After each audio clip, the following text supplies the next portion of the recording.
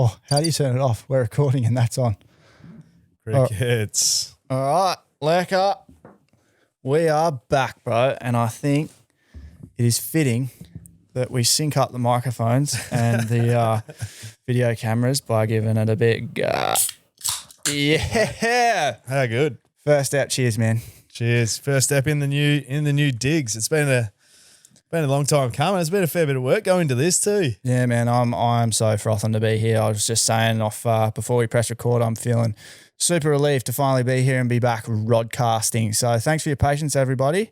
Yeah, we're back in the back in the hot seat. We're in our own studio now. It's a good feeling, Lek.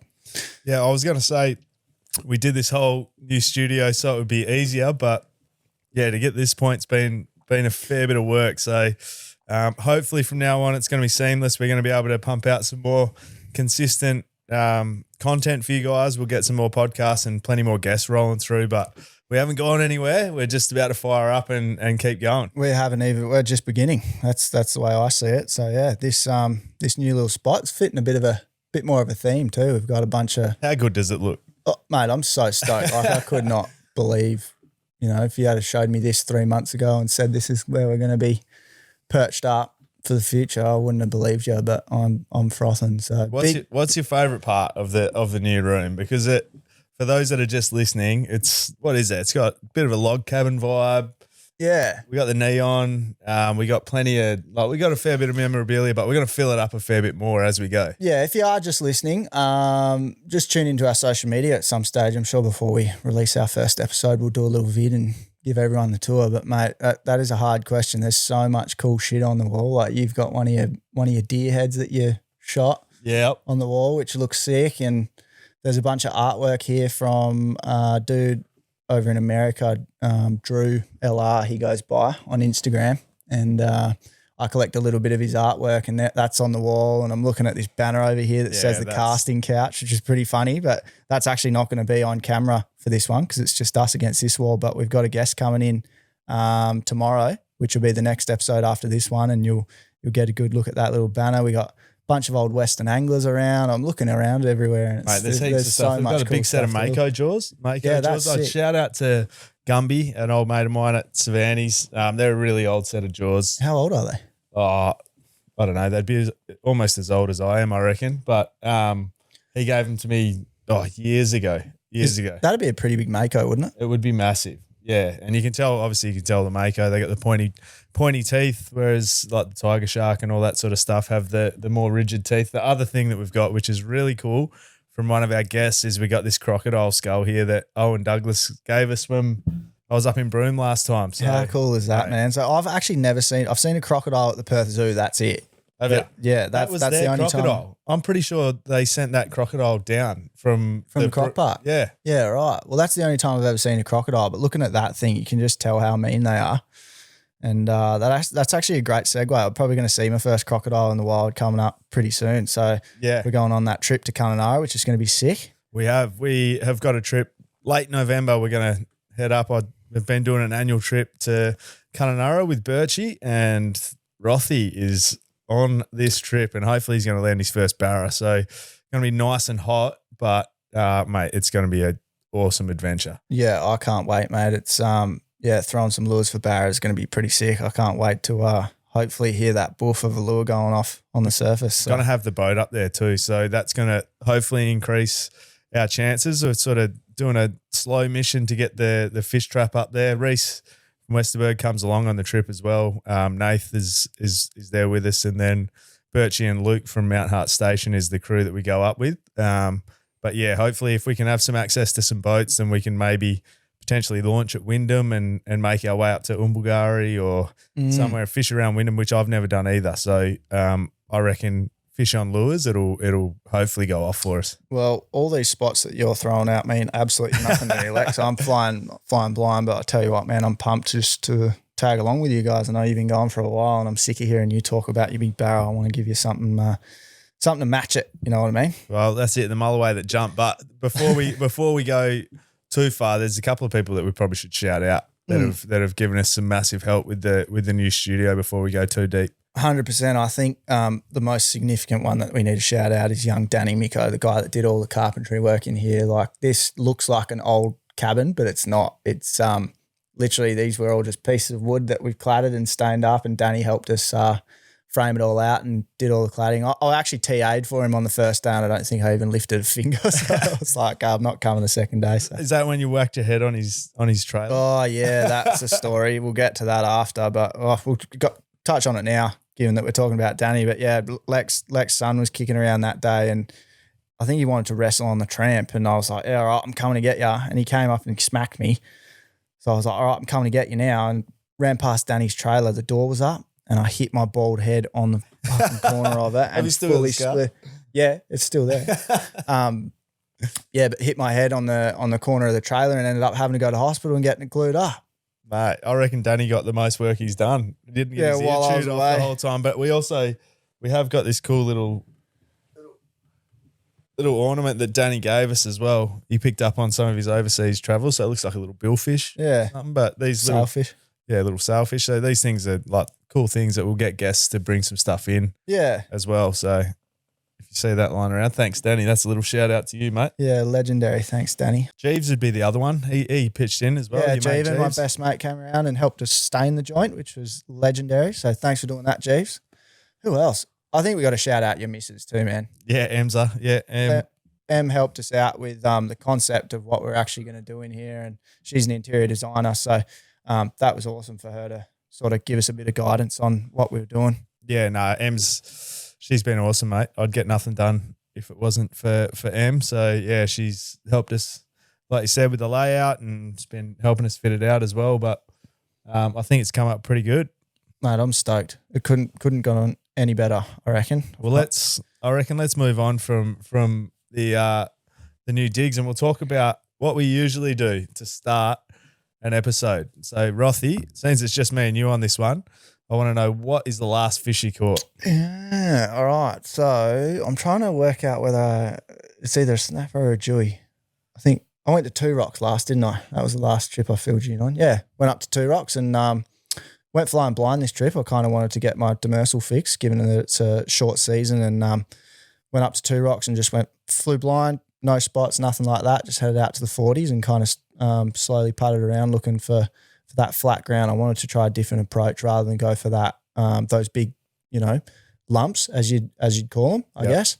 The bigger structure. I wanted to just try and actually put Ash Ram's theory to the test and just try and find those caves, and we come up pretty good. So yeah, found a couple of spots, and we got a bag. We got 3 Dhueys and a baldy. So when you're talking about Ash Ram's theory, because it's interesting, obviously his theory was that there's plenty of limestone and there's big holes and there's, spots where fish can hide. You going in and flying blind, were you mainly just looking for hard bottom, but then also just looking for little bait flare-ups as to find out where it would be holding, or what were you looking for? I definitely was looking for bait. However, there wasn't a lot of bait around on the spots that we found Dhueys. So for me, the first spot that I found, I was on the way to a mark that I already had, keeping an eye on my sounder, obviously, and all I saw was literally, it looked like a finger, like coming out of the bottom. Like a little arch. And it was tiny. It was so small. It was the tiniest little change, and probably something that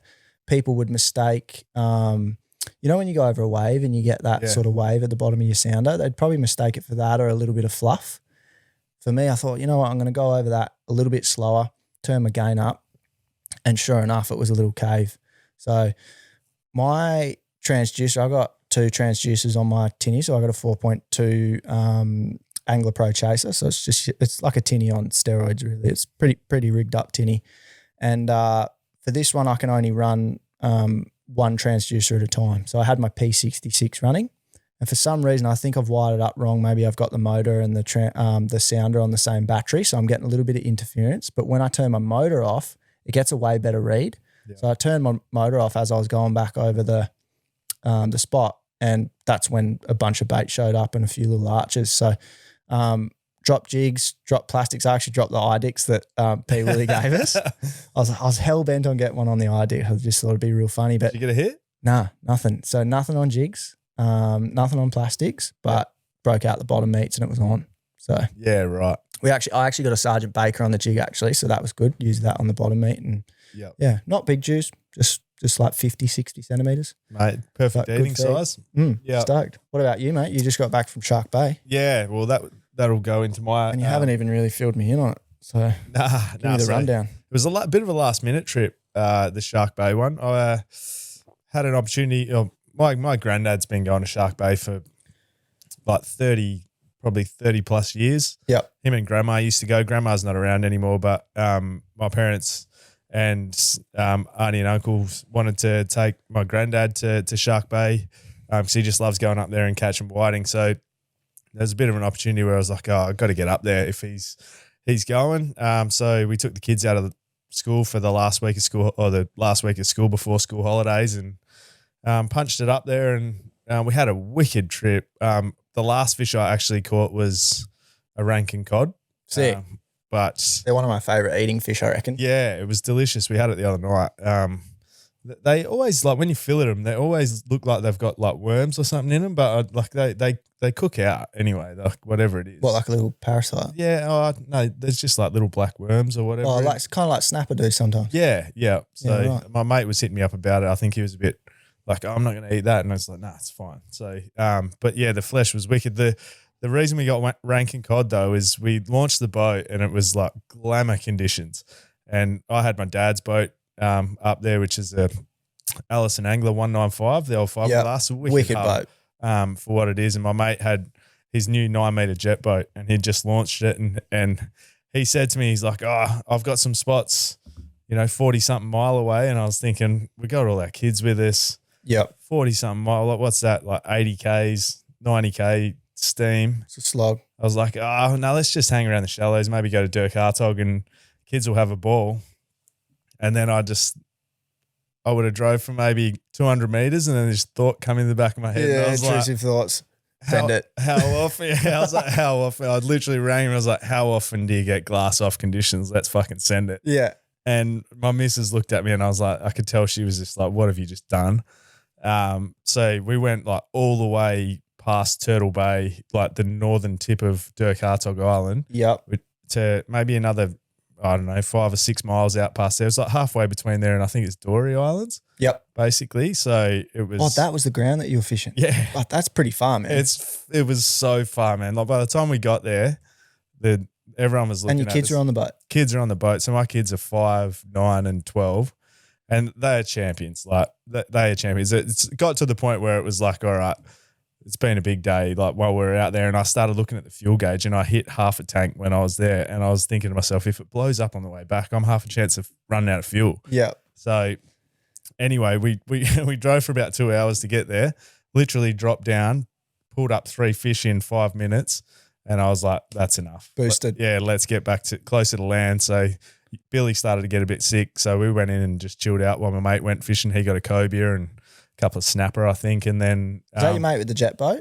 Yeah, Budgie from Savannah's jet boat is sick, mate. I will have to show you some photos. But on the way back, like the kids got their highlight. So like we humpback whales and dolphins in the bow and everything. So last fish was a Rankin cod. It was a full mission to get it, but yeah, worth it. And I asked the kids, like I think I've spoken to you about like the fun meter on some of these trips. It's like you do it was Steve Ranella from Meat Eater. So if anyone knows the Meat Eater podcast and all that. Joe Rogan hunts with him a bit. Yeah. He's got a TV show. I might have been on his TV show. He was like, there's certain types of fun. It's like there's a roller coaster where at the time it's fun, but you never talk about it again. Yeah. He's like, then you go and do an adventure and you'll do something and at the time it's hard and it's shit. Yeah, you're tired, it sucks. You're tired, you're wet, whatever, but you talk about it for the rest of your life and it's more of an experience. Exactly. And you sort of,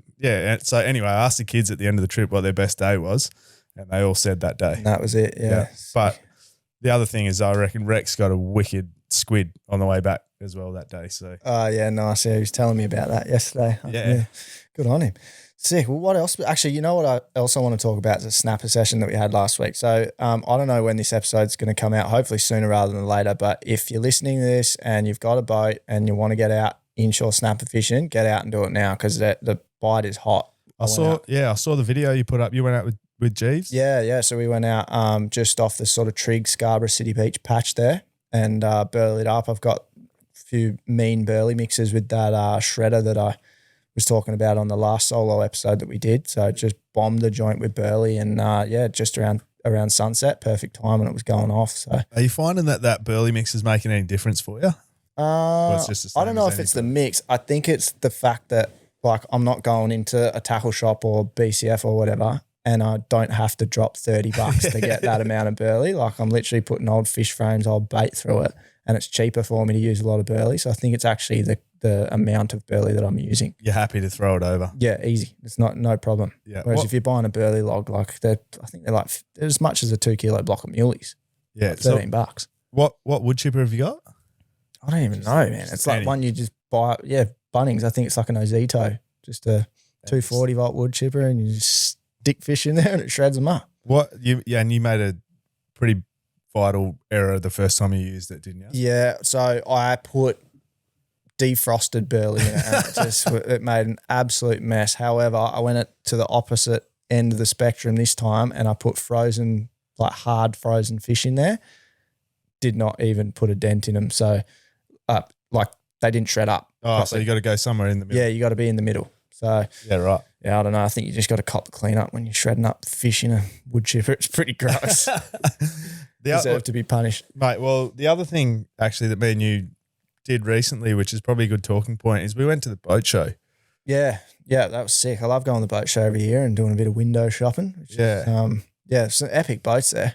It's been a few years since I've actually been to the boat show, so it was good. It was good to see everyone. There was one boat there that has sort of copped a fair bit of marketing in the lead up. That big Ascent Axe, which was that big blue thing. Yeah, that was a different looking boat. It was different, but it looks mean. Like it looks angry. It does, eh? I like it. I reckon it's sick. I hopped on there and had a little bit of a look, and beautiful boat. It's like you're on a luxury cruiser or something like that. But it's I asked the guy, the one sort of nitpicking thing that I had just looking at it. I'm no boat expert. I'm not a marine engineer or anything like that. I don't even really know too much about boats. But the one question I had being a fisherman was those, I don't know what they call them, but it's like a cutout underneath. Steps, don't they? Yeah, steps in the hull. I think it's an American thing. Yeah. And my question to the guy that designed it was, how's that going to affect your transducer reads? Because it's gonna get air under there and it's going to push out the back of the boat.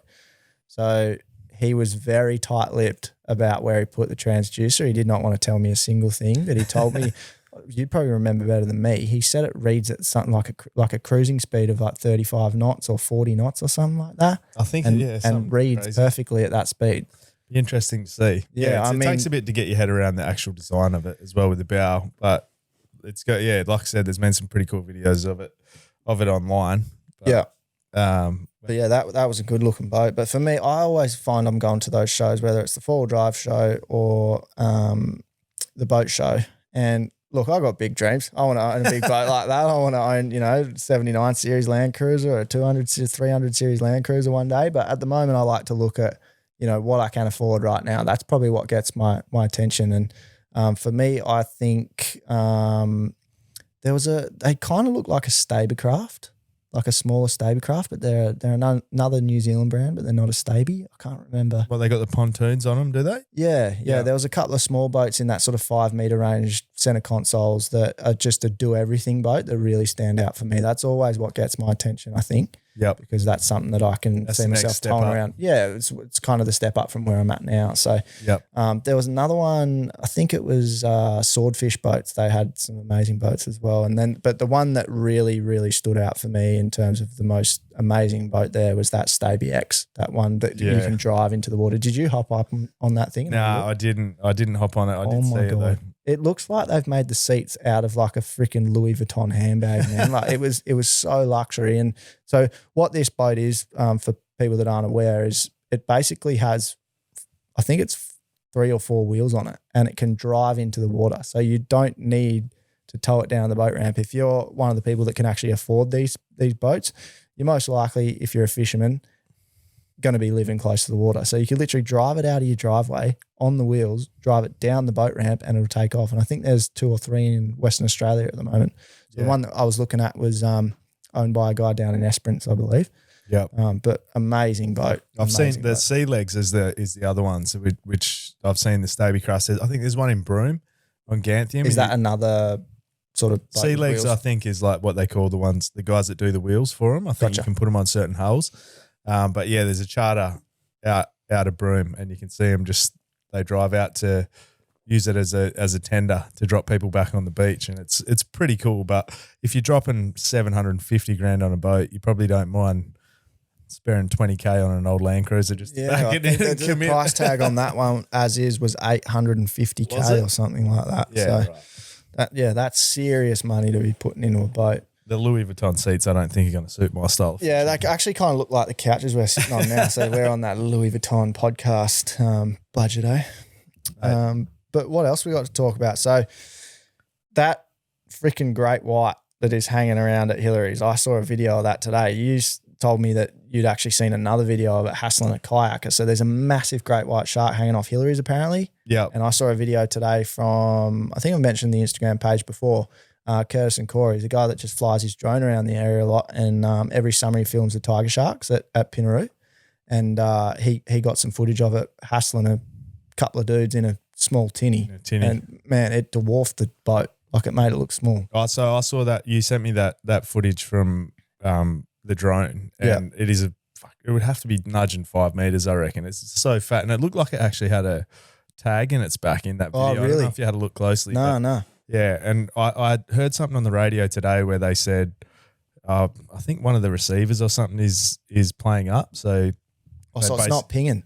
I don't think it's pinging, because they sent out a bit of a warning between Mullaloo and Hillary's today on the radio, I'm pretty sure, and it just sort of was a bit of a warning just to keep an eye out, because I think it was about 2 or 3 days before that it actually came up and bumped a bunch of kayakers. There was like 4 kayakers, and they seen this big great white come in, and then they basically tied themselves together, and there's footage of it. Look bigger, mate. More stable. Imagine being 30 centimetres above the water and a 5 metre great white swims under you. They said that the fin was hitting the kayaks and nudging it. Dude, so this actually reminds me when I can't even remember how old I was, but my old man loves his surfing, and he went out to Little Island there to surf back in the day with a neighbour of ours, Mark Vowles.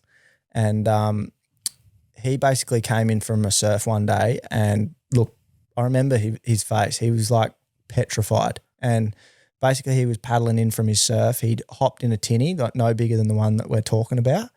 And he was pulling up the anchor, and a great white swam straight underneath him, and he reckons the fin was like pretty close to his face. And I remember my old man, like he loves surfing. There's nothing more that he likes to do than go surfing. And I don't remember him getting back in the water for ages after that. So my dad's name is Mark, and the neighbour's name is Mark as well, so that's a little bit confusing. But Mark Vowles was paddling back to the boat at the time, and he's gone, get the fuck in the boat. And they've gone, okay, well, the best thing for us to do is go and warn the guys that are still surfing. Went out the back, boys, there's a massive great white in the area, like, be careful, like, get out of the water. And they called bullshit on them. They're like, no great white, like, whatever, fuck off. And stayed in the water. They stayed in the water, and sure enough, the sharks come around, they've seen it. Apparently a guy jumped into the boat and nearly tipped the boat overboard trying to get in after he's seen the shark. So, yeah, it doesn't surprise me that they're around there with that seal colony. But a shark that big, I think, if we go off what Tim Barlow, his sort of theory, he's not a scientist, but he's a very intelligent man.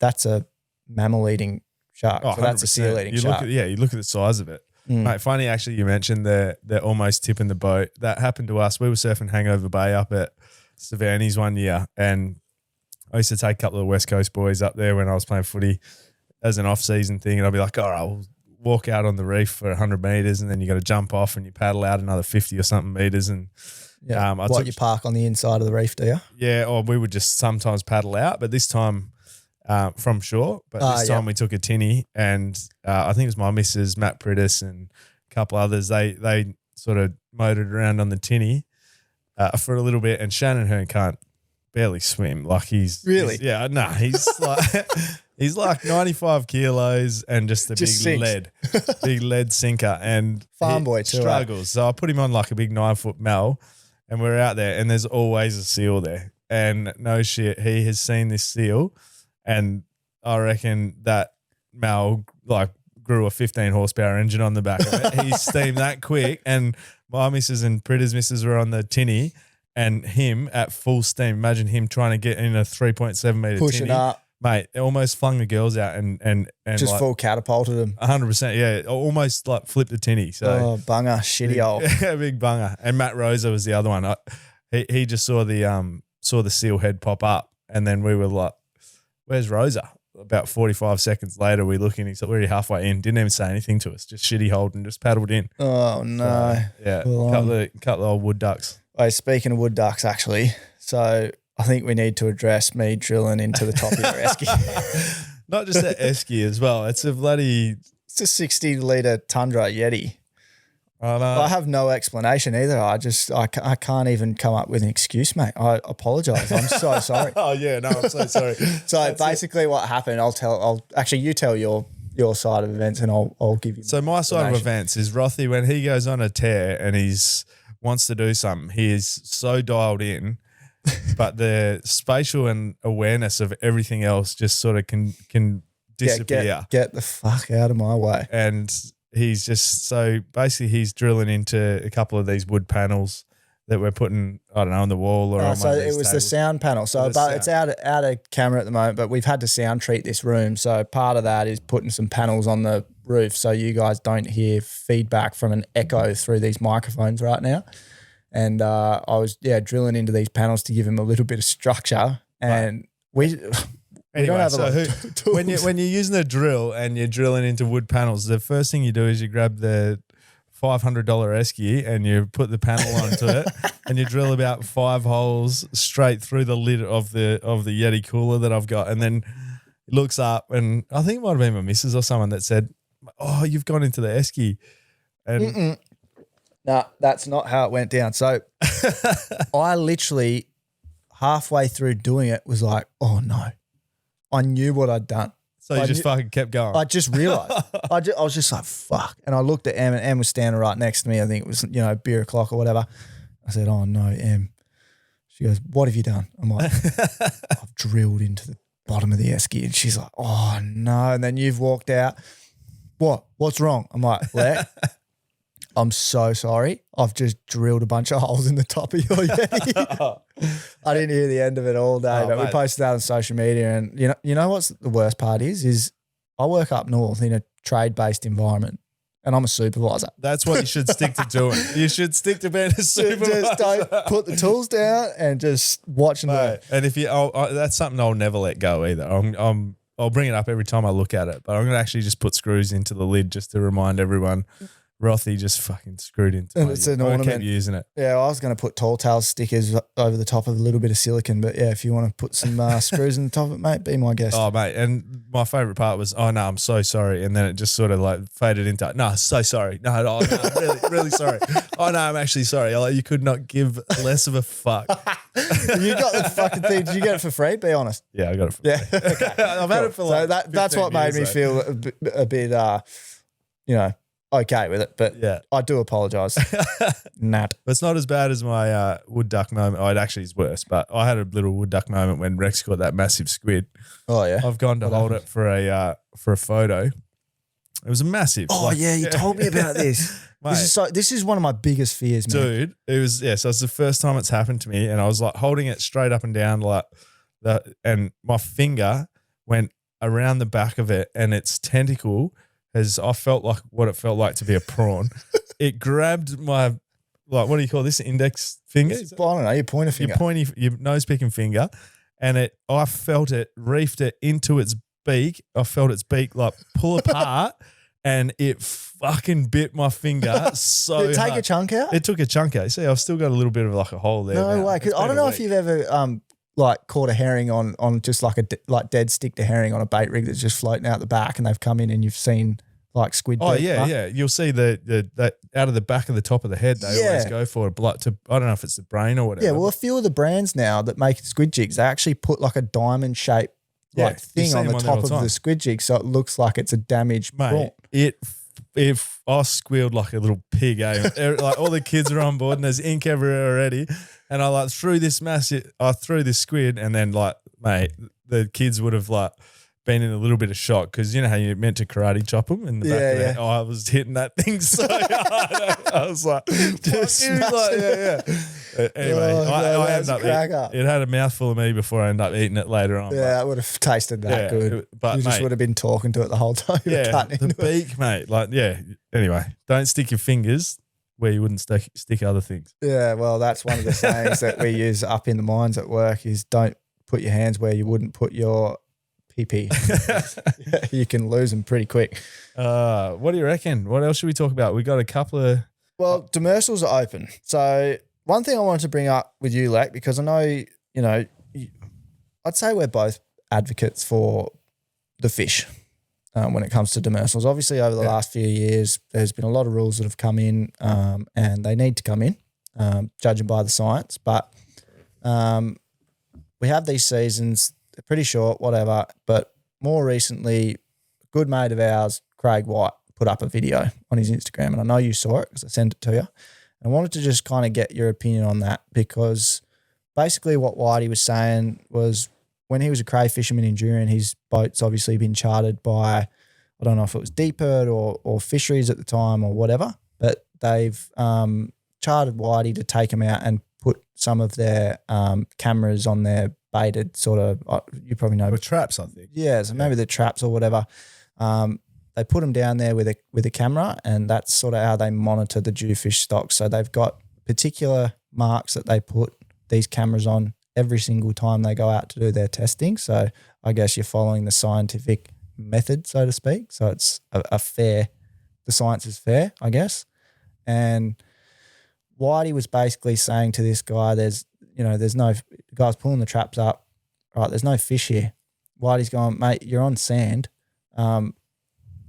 Why don't I take you to some spots where there's fish and where I know there's fish, there's structure, you'll be able to see them. And he's gone, no, it has to be, and I get it has to be in the same spot because that's where they've tested before. You can't, go back, change your spot and then refer back to your science and say there's change because it's not an accurate. I'm absolutely butchering this, but it's like the scientific I know what you're saying. Approach, you know what I mean? Yeah. So question that Whitey asked this guy, have you basically been paid to prove a point that these fish are in danger? And apparently his response was yes. So I don't know what you think about that, but look, I'm not going to sit here and say that I don't support a ban because I do. I think these fish need to recover. I'm no scientist, as you just saw by me absolutely butchering what I just said, but you want to know that you can trust the science somewhat. So 100%. I think the science is what we rely on. And look, the other thing I'll add too is if there's one man on this planet that doesn't need to bullshit about fishing, it's Whitey. He's achieved it all. He's an offshore world champ. He's caught every fish under the sun that you can on the WA coast. I believe him when he says that. I don't think he would go out of his way to create I think there's a bit of a stir coming from that video too because he is so well respected. Yeah, he's not a bullshitter. And the timing of it as well is the thing what I think has created the stir as well because some science has come out that has shown recently, I'll probably butcher this on what I'm going to talk about as well, is some science has come out recently to show that I think the recovery is not as quick as DPIRD would like. Yeah. So I think their target was it 50%, and I think it's looking like it's about 28 or something like that. I think roughly around those numbers. Don't quote us on that. Yeah, please don't quote us, people. It's trending upwards, but not at the rate that they had sort of hoped for. So it's looking like there's going to be some change on the horizon. So the timing of Whitey's video is definitely hit a bit of a point on a lot of anglers because they if they're going to put our faith in science, then we want to make sure that it's done right and it's for the right reasons as well. So I guess I haven't gone through the data or the science of the most recent one that's come out, but it's something that you sort of need to go through with a fine-tooth comb because that's what we're going to obviously if there's going to be more changes that come into place, that's what we're going to be leading on the back of. So yeah, that dictates the changes. And I will, like full disclosure, I am a sustainable fishing ambassador with DPIRD. So a lot of that role is to, promote other fisheries and, try and be like best practice when it does come to targeting demersal fish as well. So, fishing sustainably and trying to promote all these other species like herring, yellowtail kingfish, ones that do release well. So yeah, well, it goes back to that conversation that we have every now and then, and I think even Jay Spencer, who again works for fisheries, but take that out of the picture. He's a fisherman first and foremost. 100%. And what he said was, you're not that great of a fisherman if you can only catch snapper and deweys. Once you've got them dialed, they're easy to catch. They're really easy to catch, but. The more of it you do, I've found myself fishing less and less for demersals as it is. So, particularly, I feel like I'm playing my role in what we're trying to achieve. Whitey, I'm sure, wants exactly the same thing that DPIRD does: a sustainable fishery that we can all go out and enjoy. Nobody wants to see it blocked off. No. So Billy, your boys, Billy, Rex, Molly. I've just had two young nephew and a niece. My brother's just had babies. Shout out to Sam, Josh, Maddie, and Kate, by the way. Congratulations. Stoked for making me an uncle. Big uncle, Uncle Rothy. Yeah, but before we get to that, I want to be able to take them fishing one day 100%. when they're old enough, So I want to be able to show them what it's like to catch a snapper, to catch a dewy. So it is important that we protect these fish. And, Whitey's the same. He's a commercial operator. He doesn't want to see his, livelihood go down the drain either. So I think we all want to look after the fish. It's just, my questions are probably around, and the first thing that I need to do is read the science and try to understand it. And I'd say everybody that maybe chimes in on this conversation or whatever needs to do the same thing. Don't listen to your mate next door or your neighbor or, your friend. Have a look at the science and then make up your own opinion. It's like what you have to do with everything. And we're not political, but make up your own mind. Well, get educated. Exactly. And I think one thing that we don't really want to do is just keep kicking the can down the road. Yeah. I think we want to get over and done with. We want to get to a point where, the fish stocks are going to be healthy and we can still fish. Yeah. The latest changes that came through, they were big changes, but we've been able to fish throughout the year to this point. So it's not just a meat gathering mission. You can have a month off fishing and then it opens back up again and you can, get a feed of fresh fish and you're not just fishing for the freezer. So for me, that wasn't the worst thing that came in. I was quite happy with those changes. The interesting thing now is going to be what comes of this latest science. I actually have a meeting with the Jewfish Forever crew coming up and we're going to be talking to one of the scientists at DPIRD. So probably know more in a couple of weeks. But I mean, like I said, I think without everyone, one thing that we hate in the industry is people getting really aggressive and fired up. It's crap. It sort of gets nowhere. It's just gross. Yeah. So on both sides, commercial, rec, government, whatever, just be cool about what you're doing. Have a nuanced discussion. Keep a cool head, and we can all try and figure it out. Because at the end of the day, we all want these fish numbers to increase, and there's no point getting divided over it all. I guess the big question for me is, again, I'm not a scientist. I don't know exactly when these fish spawn. However, whenever I've pulled up a dewy between about December and I reckon April, they're full of roe. Yeah, they're full of roe. So that's the eggs. They pretty much come all over you. Yeah. And that to me means that they're spawning or getting ready to spawn. My question is, why can we fish in those months? I think we should be protecting them. That makes no sense to me at all. So that's probably my question that I'll be, if I ever get access to a fishery scientist or ever get to sit in on one of these Jewfish Forever meetings, which I'd love to do actually, that'll be the question that I ask them. And I understand that, you've got school holidays in that period, both in, your 6-week school holidays over Christmas, and then you got April school holidays. And people are going to these small towns like, Jurien, Savannes, Dongra, Geraldton, down south, Dunsborough, Margaret River and whatever. But look, I really think that we just need to cop it. I think we need to cop it during those months and let the fish do their thing. And I know that there's an economic, point to all of this, but at the end of the day, I think we need to have a fish first attitude, to be honest. It's probably a fair point with, particularly around spawning. It's probably something we're going to have to get our head around if they're going to take it to the next level. Like, I don't think it's going to be a really good outlook for being able to fish through those periods, is my opinion. I could be completely wrong. But like you said, there's a lot of reasons as to why things are open at certain times. There's a lot of people that their livelihood's based around these fish as well. So all these opinions have to come together, and we have to find a happy median amongst everyone without really tearing each other's head off. And I think you said exactly the right thing. It's got to be a fish first mentality. Yeah. So hopefully we get there.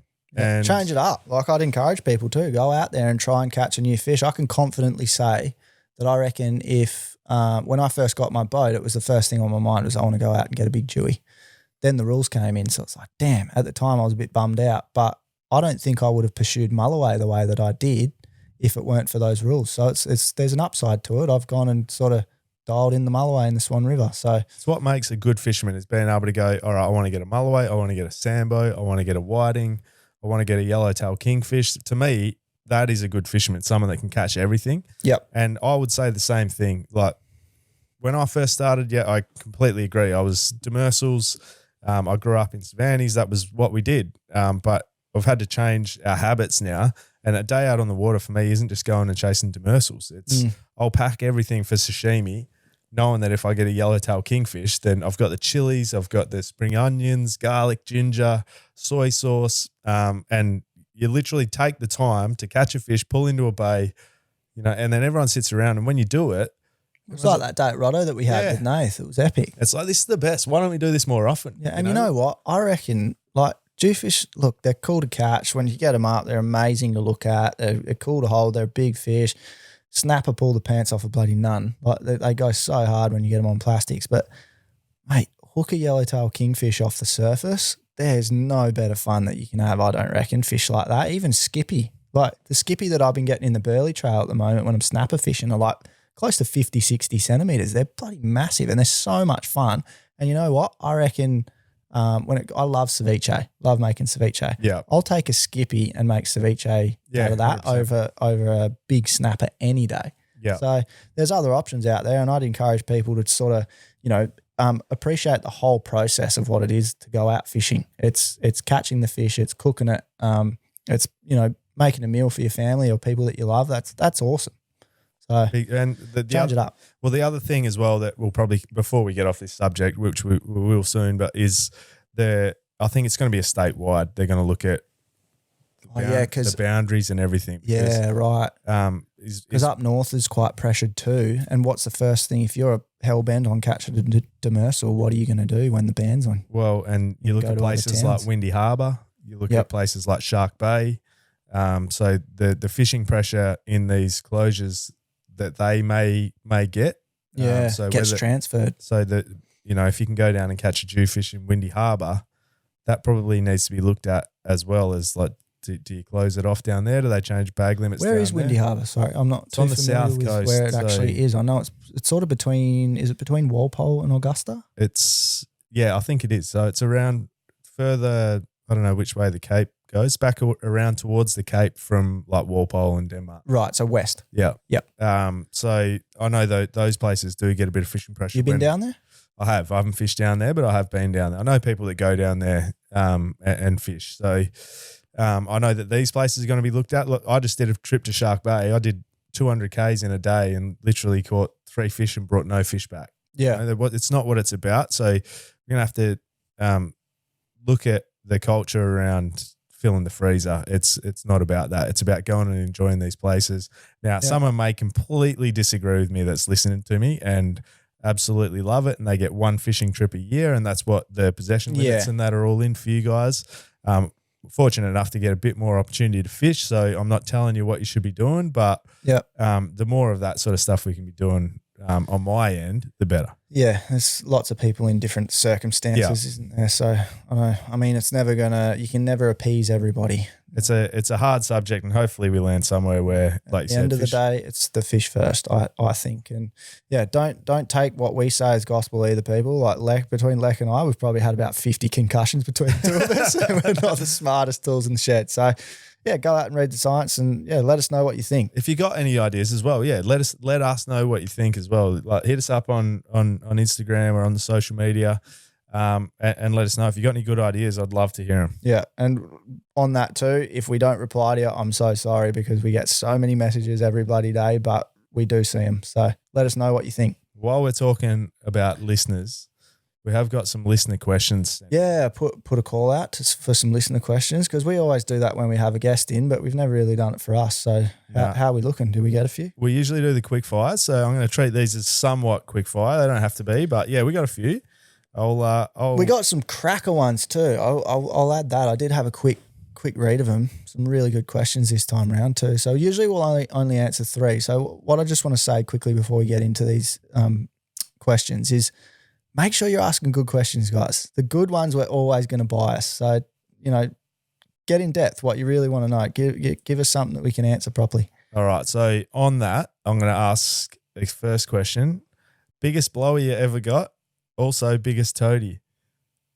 Is he being a sicko? He's being a sicko. This I only asked that because you said make sure it's the best question. What's the best blower biggest blower? Oh, goodness me. No comment. This one's for you, Rothy. All right. I love targeting Mulloway. What got you into the obsession of targeting him, Rothy? Oh, who's that from? This is from Josh Stilitano. Oh, yeah. I think he works at Tackle West. He's a bit of a Mulloway lord himself. He loves them. So for me, growing up, I've spoken about my granddad before, Dave, rest in peace, the great man. He passed away recently, but he was the one that really introduced me to fishing. And he was a hardcore beach fisherman with his neighbour, George Holman. And the prize catch off the beach was always a Mulloway. It was all I ever heard about was I caught some tailor or occasionally he'd catch a Mulloway. So for me, it was just ingrained in me that, the top of the was of fish that I always wanted to catch was a Mulloway. And, they're big. They fight hard. They're beautiful to look at. So I always wanted to catch one. And I started hearing, talks of guys catching them in the river and how they were going about it. So I wanted to give it a crack myself. To be honest, I actually caught one quite quickly. I didn't put as much time in as a lot of other people do to get there first. So I was very lucky in that regard. And I caught my first Mulloway still stands as my biggest. So is that the one in the photo? Yeah, it's just behind me actually. Yep. This one here. So yeah, that was in the Swan River. I just bought my boat about 3 months earlier. I was out there with my great mate Anton, and that thing took a little 4-inch Z-Man paddle tail placky, and it was still to this day. I think it's the best fish I've ever caught. It's a ripper. Yeah, wicked fish, and ever since then I've kind of just been obsessed with that feeling of having a Mulloway on the end of the line, and they're so elusive. They change all the time. You can never go back to the same spot and catch them. They move a lot. Like I said, they're just an amazing fish to catch. So I don't know. You get one and then you want to get another one and another one and another one. I think part of it for me is that was a big fish, and I'm trying to catch another one that big. So it's actually prime time right now for me to go out and get some bigger fish. So yeah, that's what got me into mullies, mate. Cheers for the question, Josh. Yeah, it is a good question. I reckon it's sort of like when I was coming through, it was like the next phase of it's a bit more hardcore. Yeah. Do you know what I mean? It's like you catch Taylor and all that sort of, but the thing is you got to put a bit more time in. Yeah, well, Taylor are pretty easy. The biggest thing with Taylor is finding them. Once you find them, you can pretty much throw anything in front of them, from a twisty to a popper to a stick bait. You can literally, I've seen guys use homemade lures made out of forks and spoons and stuff, and they've caught them on them. So you can literally just twitch that through the water. But with a Mulloway, you really got to, I think, be pretty finesse with them. They will eat a lot of different lures, but to get a bite some days is really challenging. So you got to think about what you're doing. Yeah. Yeah. So, for the beach things, I just remember blokes like Scotty Watson saying, see that? All the Taylor fishermen are all packing up and going home all weak as piss. Yeah. Have a look at that bloke down there with a fire going. He's a Mulloway fisherman. Yeah, he's staying out the night. It's like, me, it was like, you got to put in the time. Yeah, you do. All right, what do we got? This is a good one. Stephen Drago, fishing goals for the next 12 months. Actually, before we move on to that, we'll get back to that one. What about Actually, no. I'll answer That question this was if for you want. me, for Mullo. Yeah, you answer that one. Yeah. Fishing goals for the next 12 months, get a swordfish. Bang. Yeah, sick. Actually, we need to touch on the swordfish after these listener questions Well, because we'd be rude not to. Yeah. Should we touch on it now? Do it now. We're on it. Man, so far out. I just want to say, Pex, Brody, and the Send and Ben boys, shout out to you fellas because you have well and truly pioneered a new fishery in WA. That, like, how crazy has the swordfishing been, Lec? It's been off its head, and it's so cool to see. And they've got it dialed in, man. They're going out there and getting them. And I'm interested to see as to where it goes from here. I actually, without name dropping here, but I picked Paul Worsling's brain about the sword fishing in Tassie, and then I mentioned the Send and Ben. Name drop. I did name drop, yeah. But I fished with him a couple of times. But I remember talking to him about it, and then I said the guys over here are getting them, and I sent him some photos and that, and he was like, "Getting quick," because what I found is it doesn't get any easier the longer it goes on. Yeah. So yeah. Well, Sammy Colvin said the same thing. He said this fishery is about to blow up, and shout out to Sam Smith as well. Who else has been getting them? Dylan Pickin. Well, he's got a few. Like there's some boys that are out there putting in the hard yards, and I think Sammy Smith has put 4 on the deck now, 3 or 4 on the deck. Sam Colvin, guest we've had on the show, 138 kilo. Massive. Do you know if that went state record or not? I think it was pending. Oh, was it? Yeah. Yeah, right. I think 37 kilo line class. Yeah. I don't really know how all the records and stuff work, but nonetheless, massive fish. He's actually going to drop me off some fillets too. So sick. I'm stoked to try it. Oh, tell him to bring some toothfish and some skull prawns while he's at it. Yeah, what else you got in that van? Yeah, but those lads, full credit to you lads. It's amazing to see. And, we've got this big trench off the back for any of our interstate or even international listeners that we have. We've got this real deep water trench out the back of an island. We've got quite a unique city here with an island, beautiful island.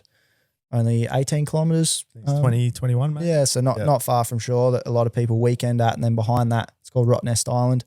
And then behind that, we've got the trench, the Perth Canyon. So very deep water, and that's where these guys are going out to catch these swordfish. They're a very deep water species. I think at night time, Whitey was saying he thinks they come up to the surface a little bit more.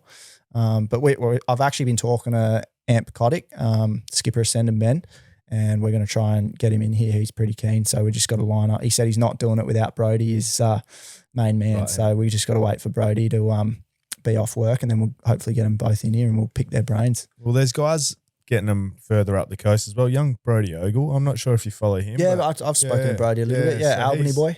He's getting them up around Exmouth and that. So that whole shelf that we've got, they should really be along that whole section. So yeah, who knows, mate? Keen to have a go anyway. But then I don't know if it was a marlin or a swordfish, but I'm pretty sure the Send and Ben boys got wind of one swimming in the Coogee Marina a few years ago. Oh, I've seen that video. Yeah. I think it was a swordfish. Yeah, I think so. Yeah. So, man, if they're in there, like, where else could they be?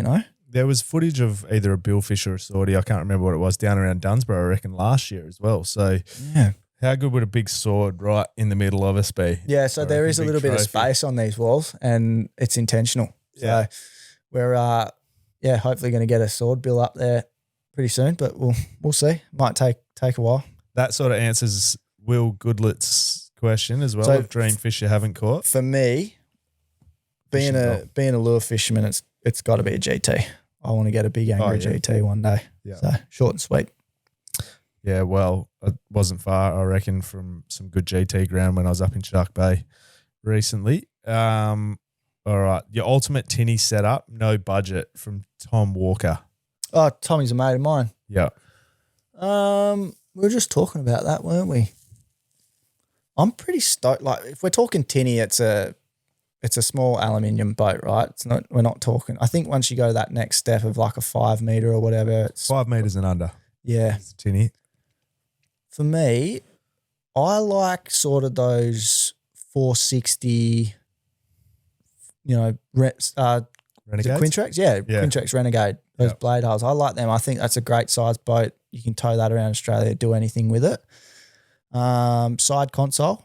I wouldn't go center console. I think that deck space through the middle, just being able to, if you're casting or whatever for pelagics or G's, whatever, being able to just sort of in Side those console gives you a lot of room. I thought about doing a side those console rocky with a fish trap. seas. Yeah, okay. So in those rocky seas, you're just able to sort of spread your legs and get a wider base a little bit. I think a bit more. Fit a few more people on there. You can have a fish bag roll on a there. swag. Or whatever. Yeah. Pull So crate side, pots. it'd be a side console for me. Just wetter. That's the reason why I didn't do it on that fish trap. They're just a lot wetter. Yeah. I figured I'd be doing a few miles. Yeah. Probably wouldn't put a T-top on it. No need. Just stick a bloody beaching umbrella in the rod holder. That's the beauty of it. Yeah. But definitely have an electric motor on it. That by far is one of the most important bits of kit for me these days. Since I bought mine, I don't think I could go out without a electric motor anymore. It just my boat feels naked without it. Probably put scope on the front. It's ultimate setup. Yeah, you can do everything with it. Maybe a little, you could probably even put outriggers on it. I think the guy's name's Jeffrey Head up in Exmouth, real good fisherman. I think he had him on his Renegade when he had it. Yep. Outriggers over the side. So, yeah, it'd be something like a 460 Renegade, big fuel holding, something like that. What about you? Yeah, well, I feel like I've sort of got it. So my ultimate setup would be that 5 meter range. So I've got the Westerberg that I've got now. How long's your Westerberg? 5 meters. Yeah. Gotcha. So it's it's basically a center console. It's got a 16-inch Lowrance up the front, 12-inch on the dash. It's got the electric motor. Yep. The T-top is handy. It's a bit of shade. It's got a wicked trailer. The trailer's bulletproof with a big extended drawbar that swings around and a winch and everything. I can winch it up dry. And it's big enough to take the family out, but also, it's really good. I can do it all by myself. I can beach launch it on my own. So it's a tank of a boat. It's a tank, mate. So like you can do the miles. You can basically go anywhere a 6 meter boat will go. Yeah. We could go and do the swordfish in it on the right day. Yeah, you probably could. But so that for me is like it's pretty hard to beat. But if I'm going to go the ultimate tinny setup with what I'm looking at now, is I'm pretty keen to get a rooftop tinny. Yep. So for me, I got a caravan getting built. I've got, camper trailer, all that sort of stuff. I want to get a really cool rooftop tinny. So for me, how big do you reckon you could go with a rooftop tinny? You can go pretty big now with those boat loaders and that they have. So you've got a winch that pulls them up on the roof. My granddad's got an old one sitting in his backyard in Savannah's, and I really like the idea of tidying that one up. Yeah. So I want bit of a story to It's it. a story, it's his one. I think it's about 3.4. So little 15 on the back, casting deck up the front. Super simple. If I could get an electric motor on it, I'd be keen on it. But you'd be able to. Yeah, and just a sounder. So for me, the ultimate tinny setup with what I want to do now, like even if you do tow the fish trap around, like I want to have a really cool rooftop tinny setup. Yeah, nice. The one thing I reckon that I overlooked or didn't mention just now is it would have to have EVA floor. My carpet, man, stinks on my boat all the time, no matter what I do. The worst thing is when you come back from a Nalu trip and you just have Mackie juice all over your carpet. It gets like sludgy and then you get all the dirt in there as well. It's a pain in the ass to clean. Yeah. Have to have good EVA foam. That's a good call. All right, what else have we got? All right, this one, Scotty Tomo. If you could guide it. Scotty Tomo. He is, just shout out to Scotty real quick. I've never met Scotty, but I feel like he's my mate because he has been our most loyal follower on the podcast since day one. He followed us very early and he's always interacting with everything we do and saying g'day. So shout out to Scotty. All right, well, let's make these our last ones from Scotty because he's put 2 questions in here. We'll do this one first. Have you blokes ever been yak anglers? No. Nice and easy. I've got a kayak and I have caught a couple of fish on it. I bought it off a bloke in Broome that was about to do the Gibb River, so I got a real good cheap cashy deal and I caught a couple of mackies off it. Only small mackies in the Exmouth canals trawling around a little lure. Those little riggy, what are they called? Zip bait rigger. Yeah, one of those lures. And good flatty lure. Yeah, got a couple of small mackies. I've been a yakking angler when I'm seasick. I've never been a yak angler. All right, last question before we wrap this up. If you could guide each other through one of your own favourite spots, which would it be? I feel like this is a cheeky one. Scotty, you dirty fishing dog. You're snipering. He's trying to snipe our favourite spots. All right, let's change spots to area. Yeah. Or like type of region. Fish. Or whatever. Yeah, region, whatever. We'll put our own little spin on it. So, you know what? You've got so much more fishing experience and you've traveled so much with your fishing. I don't really have the ability to show you anything you haven't already done. But I'm going to keep it pretty simple. I reckon I just want to take you up into the hills and show you my rainbow trout stuff, because I reckon you'd really froth on that. Yeah. I would love to do that. That's one thing I haven't really done. I haven't done any of it. It's about the only thing I could show you that you haven't done. No, but mate, and it's high on my list as well, because like you said, I love the hunting, I love the walking, and the stalking. Let's lock that in. I reckon that'd be a cool little video as well. And if it wasn't, for sure, it'd be a sick video. Yeah. The other thing I'd like to do is just show literally my local tailor spots that we could probably, walk to or ride a bike to from our houses. I just want to show you, the local tailor holes that I pull some good fish out of, because a lot of people will walk straight past them on any given day. They wouldn't even look at it as a fishing spot. So that'd be cool. All right, mine. Where are you going to take me? Well, I'm taking you there in November. Oh, there we go. We're doing it. It's the Pentecost River with Birchie. It's a full experience. Up there, I reckon, on the right day, catching fish on lures is easy. Some other days it's hard, but it's one of those trips like we just spoke about before on the fun meter. Yep. At times it is stinking fucking hot. You're getting bitten by bugs. You're fishing through the night. You're running on no sleep. Dehydrated. It's a mongrel trip, isn't it? Living off the land, and it's hard. But you get on the plane and you get back here and you go, that is the best thing I've ever done. Yeah. You do smoking ceremonies. You've got the Birchie's traditional owner up there. He's got stories. I cannot wait to get you up there, and I just hope the fishing goes off. But if it doesn't, you still have a hell time. Yeah. No, I can't wait. We got a good crew of dudes coming up with us too. I'm actually really pumped for that trip. So that'll be sick. I think we can pretty well wrap it up, Lec. What else we got to touch on? Anything? Mate, I reckon. We want to talk about what we got coming up? Well, we got to. Actually, we need to, because we're going to change our release schedule, basically. So as you guys know, or maybe you don't know, Tall Tales is a two-man operation. It's literally me and Lec. We fund this thing ourselves. It's all our own time, effort. So we're going to move to a fortnightly schedule.